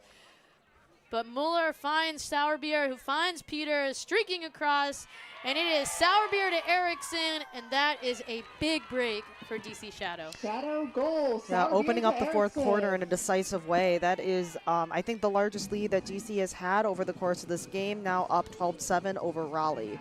And you see the D-line hyped for Alrighty, that. folks. And that is the Shadow type of fans, thing there is where no momentum-wise doubt that you're the is best fans challenging for for Radiance Thank to you come all back for to, showing and up especially and when your cheering team us is on as tonight. deep Our as Shadow, attendance they're tonight able to is send out another line 402. at that same energy and come out with that same type of pressure. Huge point there for Jamie Erickson, leading star from Seattle Tempest, come over to play with Shadow this year. Had her World's experience for Beach, winning a gold in that. And just looks really great out there on the Shadow field right now. Yeah, I'm sure some folks on the West Coast are missing seeing her in their. She was Alrighty, on the folks. Seattle And hey, Tempest, maybe right? you went Yeah. to And the then merch tent and it didn't quite in those have what navy you're colors looking that they for. have. We want to give In the another Navy, yeah, shout out probably a to little our surprised at how sponsor, much she was DC turning away from the Ultimate. camera right If there you're with looking all of for her official influence DC online. Shadow jerseys and So we gear, see head Radiance's over to D-line come out now. DCUltimate.com. Look to just get a hold. That's going to be, just try to give their O-line a break. You see the O-line actually huddled over there by the white tent, trying to figure out what they're going to do the rest of this game to really make sure they don't lose an opportunity to learn and grow. So far, good movement here from Radiance. That's Lyman in the middle of the field. Her and Meisner working the disc around, almost D'd up by Jones. That's Lyman now back in the center. Big throw out, Cunningham covering Carmen Tormey. Tormey now on the open side, finds number 18, Sarah McKee. McKee stuck, looks like there's a pick as Meisner streaks up line. Meisner relatively quiet today, I'm gonna be honest. Yeah, that's someone who can often make a lot of noise there on the field. And Meisner's definitely the type of player where she will not single-handedly take over a game, and I don't say that negatively. She plays so well with the players around her, but it has definitely been tough for her to activate today. A huge testament to Shadow's defense. We see Lyman now on the edge. Oh, streaking there from Hannah Betcher, and just the disc goes right through her hands. A tough red zone turnover. I think we've seen the majority of turnovers from Radiance in the red zone, either throwing it or dropping it. But a turnover now from Shadow just above Cunningham's head. Yeah, this will give them another chance to make good on this point. Lyman to pick up the disc. Johnson on the mark. Oh, fake around from Lyman. Wants the break, doesn't get it. Back and forth with Meisner. Now on the open side to Connerly. Connerly bids to save the disc. Oh, good defense there from Johnson. Lyman falls down. Groom pops off the back to make sure that Shadow locks in that disc. And to be honest, Groom does get that stat, I believe. So good for her. Finds Lori now in the reset. Lori back to Jones. Slight super dump as Shadow's working very deep in their end zone. They don't look phased at all. Movement up the break side of the field. That is Cammie Groom on the far side, directing traffic where she wants Jones to go, where she wants Cunningham to go. Jones now open on that break throw, but looks like there's a timeout called. Yep, timeout is called by DC Shadow. That's a timeout on the This is field. another opportunity for them to be either switching out some of their personnel or to be thinking about how they want to be using, their look from the sideline. Timeout might have been called as the stall count was going up, making sure that the possession is kept. Tough reset opportunity, so that's definitely a pro timeout move calls when you're a little bit stuck and you need some momentum change. And again, being in the PUL series, you're really able to change the momentum of that point by substituting different people on. You saw that last year. One of the reasons Jess Sourbeer had so many scores and so many assists was she got a lot of opportunities on that timeout switch out so that she could come on, play O-line. It's great seeing Jess, though, back on the D-line. I think she's one of the most talented D-line players out there. Yeah, incredible shape with her throws, and she's really been able to look very poised in the conditions that we're seeing today. And a substitution here from Cammie Groom to her World's teammate, Carolyn Normile, who's going to pick up the disc. And you do see Shadow's O-line coming up here. They just want to hold on to this, onto this point and onto this win. Normile back to Walker. Now we're starting to see a little bit of a front stack arrow. You have Jenny Riedel on the mark, a little bit of Kelly as well as Carmen Tormey up front. Walker on the sideline just gets the little round from Normile. All Shadow has to do is play catch for the next 8 minutes, and they will walk home a winner. Normile around to Walker, good space. Privier in the back. I would have expected Ritzman and Privier to kind of switch with positions, but doesn't seem to be bothering Shadow at all. And Normile finds Ritzman, who finds Privier up on that break side. Now Shadow's trying to get into their end zone stack. Good defense on the handlers here. Privier does find Walker. Finds Privier again on the give-go. Walker back. Oh, huge break throw. Finds Trope, who goes down to get it. Up and over to Groom. And that's a big break opportunity for Shadow. Wow, Groom has really been on fire this game. I mean, I don't think that any of us have... I think we all, not that we necessarily expect Cammie to pop off every single game, but you know, when she does, it's still electrifying to see. Yeah, the rain has not slowed her down one bit. She's accelerated in all the right spots and has been on both sides of defense and scoring, actually getting the bookends on that one. Yeah, the D absolutely. and the score. Huge roster opportunity for Coach John Egan. He knows he is flush with talent on both the player and staff side and making his job much easier, really taking the reins over this year from Coach Ty Adderhold of last year. Yeah, and the advantage, though, that John Egan has is that he's been around this DC crew for a number of years, and so while he's new to the head coach role, he is not new to the program, and so a lot of depth also in the coaching staff. Definitely. We see the huge pull here from Peters. And another comment on that is coaching in the PUL is different than coaching for club. And so you've seen him kind of dial in, especially in this game, the use of those strategic timeouts to switch out players at the right time and to make sure that the Shadow is maintaining that hold of momentum. Barnett and Smith back here, going back and forth in the reset space. A little deep of the stack for Radiance. They're definitely going to want this point back, but they just look a little bit tired.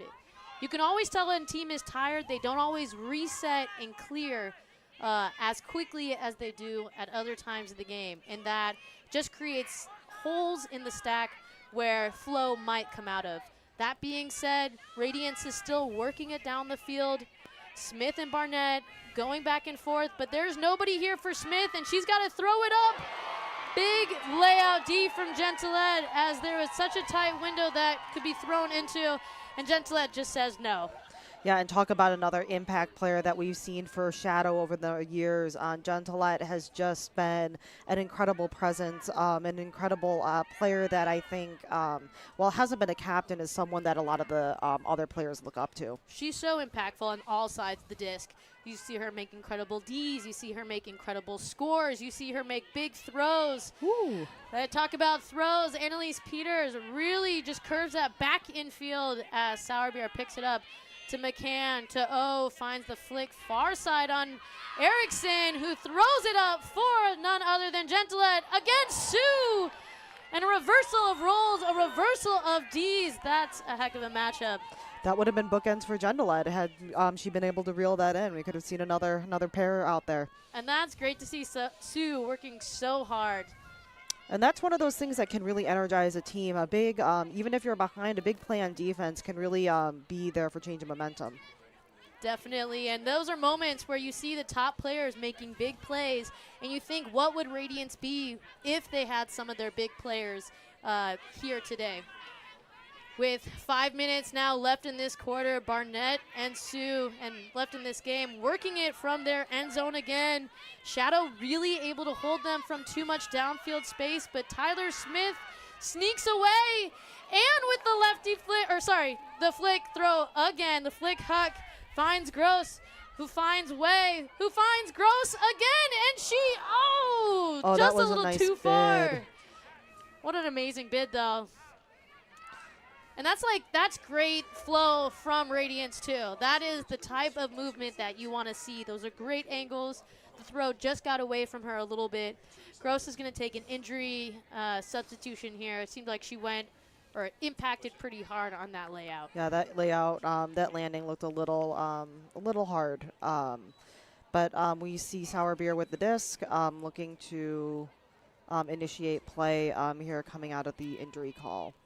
And this is one of the big differences from club to PUL is it really matters how much time, for lack of a better word, you waste when you throw it away, right? It gives Shadow a chance to have the disc. It gives them a chance to just throw 5-yard throws, even little scoobers like that, just to open people downfield. Looks like there's a pick. I was going to say it's a lot of separation for Gentleed from Sue this point. Gentleed knows it. Disc goes back to O. Shadow another chance to go another 70-yard. Ooh, good cut from Wong. Oh, misses it, but goes for the flick up and over. There's Gentleed, finds it. Almost drops it, but finds it. Looking for that big huck, doesn't find it. Looking for the reset now, a little bit stranded. Wong comes back from the deep space and hucks it up herself. Going to Florence Brooks, just through her hands in the end zone. But again, you look at the clock and the time is ticking.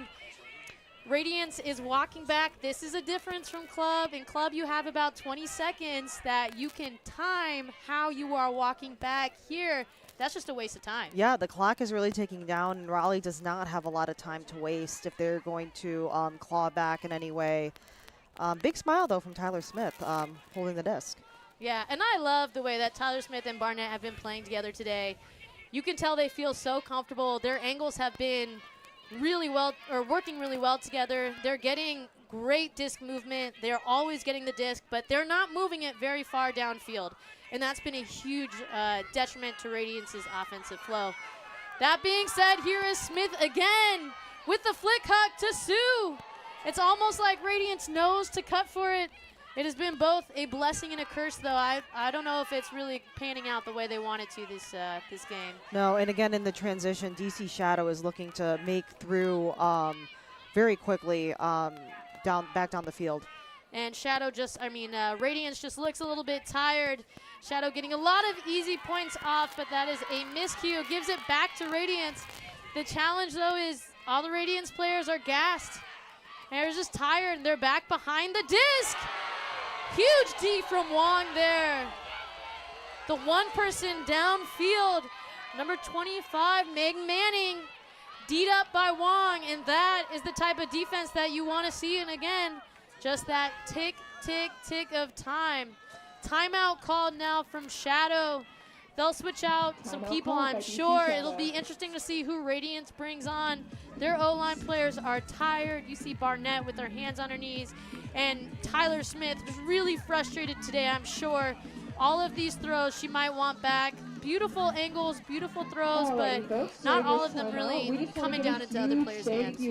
Yeah, I mean, we don't have a time machine here up in the booth, but we can replay some of these plays, and I'm sure there's going to be a lot of film sessions that are dedicated to what might have been in this game. Had the conditions maybe been a little bit different, had the endurance maybe been a little bit, that I don't want to knock on their endurance because they've been playing really hard all game, but it is a challenge to keep up over the course of 4 quarters. Yeah, it is the fun thing of playing on a team is you can let your teammates grind for you while you can recover, and there is no compromise to the level of play.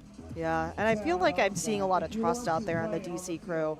They're able to move through these 3 lines that have been out there on the field, and even when the timeouts are called and you get some new personnel on the field, they're just really all there for each other. Yeah, and you see both full line substitution. It looks like DC Shadow bringing on what's typically their O line plus Cammie Groom, so a big power line there. Radiance bringing on their D-line as well. Give their O-line some time to rest, but at the same time, give their D-line some reps. Normile with the disc. Walker set up in the reset. Oh, looks like maybe one extra player for Radiance. Yeah, and we see again coming out of the timeout, Normile with the disc. Resets, both go up line. Ritzman right on the line. Looking for Normile, finds Trope in the middle. Goes wide to Groom. Walker in the reset now. Groom finds Normile upline. Walker with a little bit of separation from Riedel. But Normile goes around to Groom, who goes around to Trope. Almost D'd up. Trope looking for the inside break. Wants the around flick. Finds Normile. And the two of them going back to the races. And that is, oh! One of the few errors I've ever seen Cami Groom make. Uncharacteristic drop there. Yeah, for sure. Maybe she's wanting to share that stat line a little bit. I was just about to say something about her stat line growing. Jinxed her. Maybe I jinxed her. Commentator curse. My bad, Cami.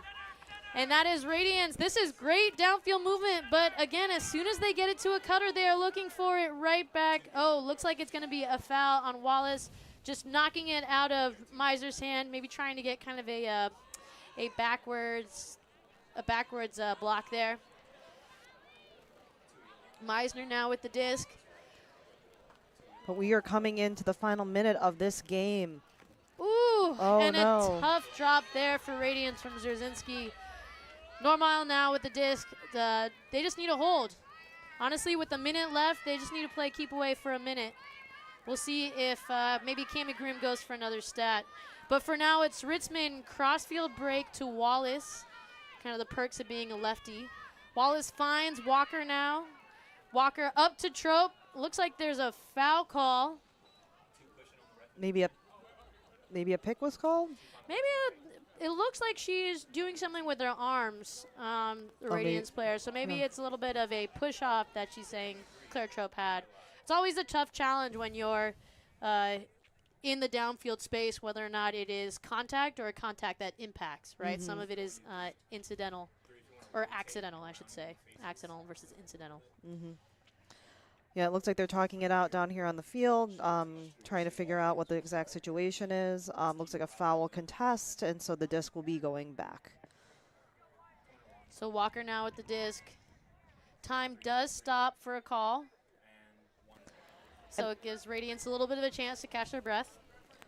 We do, at the end of the fourth quarter in the PUL, have a buzzer beater, though. So it is by time of the clock, not necessarily by the end, not letting the team finish out the possession.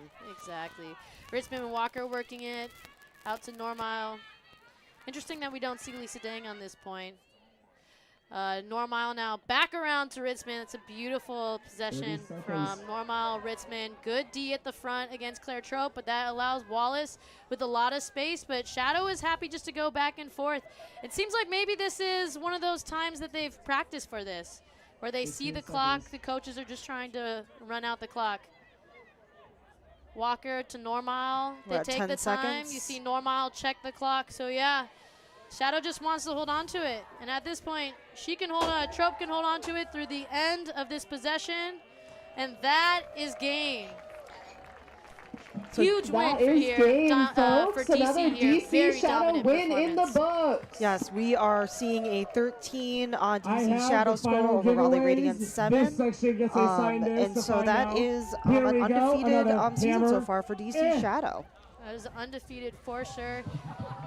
It is You guys great to see bumped this it. game. I think You both teams bumped have it. a lot to work This on. middle Some section, here's another pair of some errors to sunglasses. rack Maybe up to some the rain, Radiance but fans for the want most it. part, There you you know, go. both teams played Oh. extremely hard For and whoever gets that. again are walking And away for with my something they final can work on section for over here, I championship got weekend. another Shadow disc does look like as they're in we lead and in won command to again. take a region Now, win before you all again leave, for even the South Radiance, here. you are all And welcome. Radiance looking like they're going to have to really put in a lot of work to get some wins going into the end of the season to make sure they can get into championship weekend.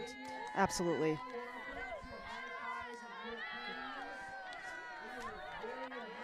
So with DC Shadow here, they maybe didn't get the point differential that they've had in previous games, but DC Shadow with another commanding lead over Raleigh Radiance, and we see the teams at the end of the game lining up, and I'm sure that they'll go into the next couple weeks with more on their minds as championship week looms further on.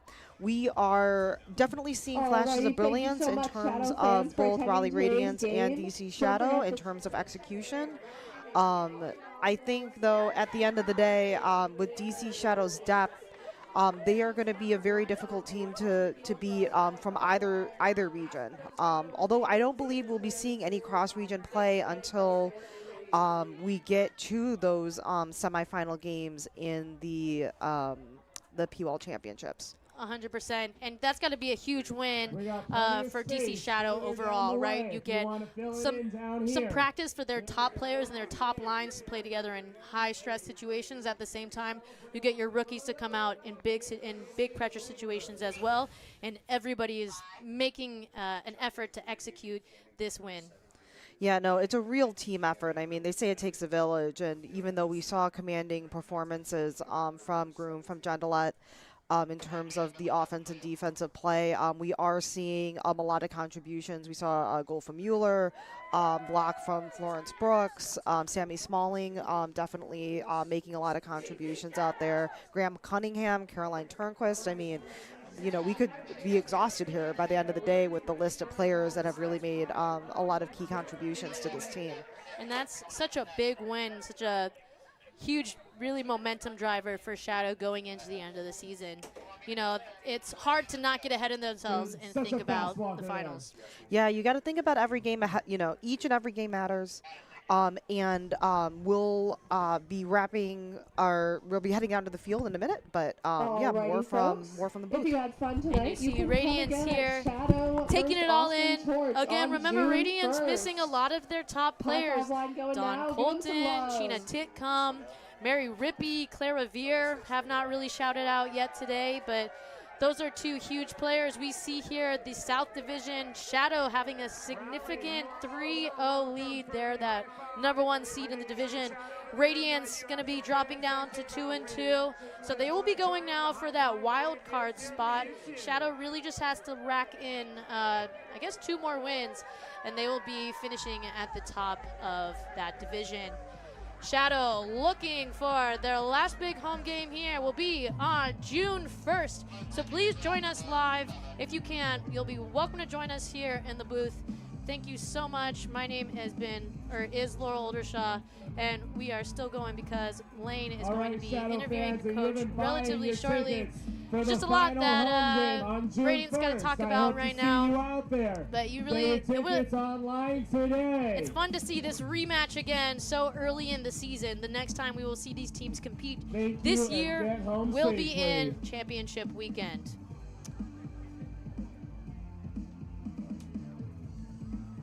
Shadow. So Radiance will be sticking around for the night. So a lot of friends on both sides, which is always great.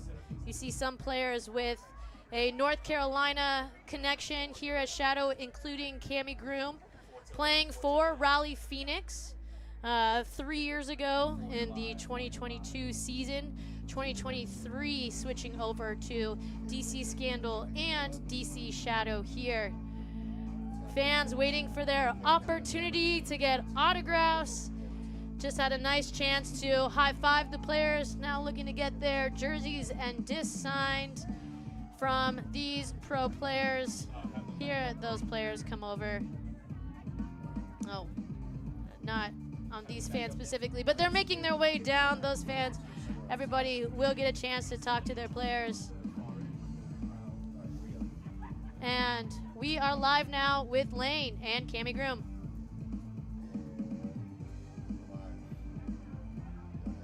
Groom, who had a commanding performance today against Raleigh Radiance. Cammie, how did you feel out there on the field tonight? Yeah, I think our team felt really great. Obviously, the conditions are not ideal, but we're a team that really embraces that kind of challenge and embraces a game that might be a little sloppier, more turns, because we love to play defense. And so I think we really brought the effort tonight and made sure we took care of it on the defensive end and then punched it in when we could. DC got up to a pretty early lead. What was it like on the field to be able to keep up that momentum and make sure that you never let the pressure off and kept the gas turned on? Yeah, I really credit our coaching staff with that tonight. They, throughout the whole game, really kept our focus on, like, we're not worrying about the scoreboard. Each point, we're focusing on that. And I really think that allowed us to keep the energy up throughout, was just a real focus on the sideline and a real focus on ignoring everything else but what we can control in the field. I think I might know the answer to this, but given where we are in the season, we're halfway through, DC is undefeated. How do you feel about looking to the next couple of games and the challenges that might await you in the second half of the season? Yeah, I think it makes the second half of the season even more important, and I think we're going to take one game at a time, 1 point at a time, because we can't take anything for granted in this league. All the teams are good. So the next game, we're just going to focus on that opponent, and then hopefully we get similar results if we do that. Well, we can't wait to see you in your next game against Portland Rising, and I believe it's on the road, and so we'll look for the stream then. Thank you so much, Cami. Thank you.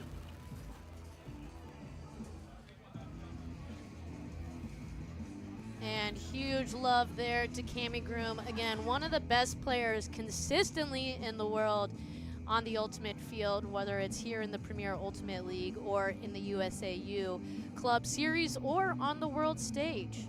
Cami Groom, also another family, or sister, Shay, in the NWSL and the National Women's Soccer League. So a lot of professional player representation in that family. Groom going back to join her team. Shadow extremely excited. This has been a wonderful game. Thank you so much for joining us. We will see you next time here at Carlini Field.